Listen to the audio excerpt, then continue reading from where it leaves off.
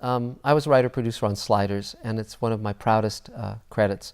It was a show that I loved, and the show had been canceled by Fox, and Sci-Fi Channel picked it up, and we had a 22-episode order, and they said, fix it, reinvent it, make it, bring it to what the promise of the concept could be.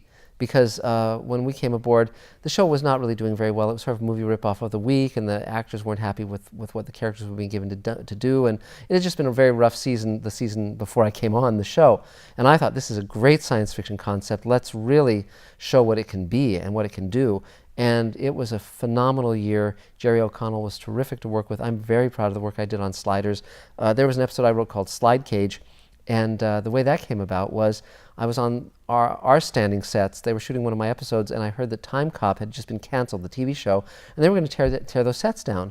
And I went on those sets. They were on the next soundstage over, and they were phenomenal, futuristic sets. They were just incredible. And I immediately came up with this idea for a story that would use those sets. And it was, as I said, it was called Slide Cage. And I went back to my office and I said to my assistant, tell them to put a pin in those sets. Don't tear them down. And so we got $500,000 worth of sets for free.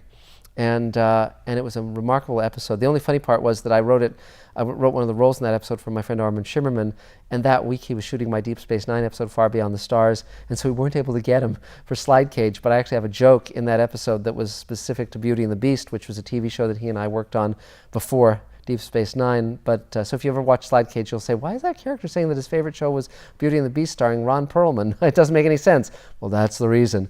But I loved reinventing that show. I loved just being in a science fiction universe that you could really explore fully. And now with Space Command, this new series of films we're going to be doing with my friend Armin Shimmerman and with a lot of science fiction actors I've worked with, we're going to be going again into a fresh new science fiction universe that's going to be very exciting, that's going to just knock people's socks off. So I invite you to come to spacecommandmovie.com to check out what we're doing and to become part of this very exciting journey.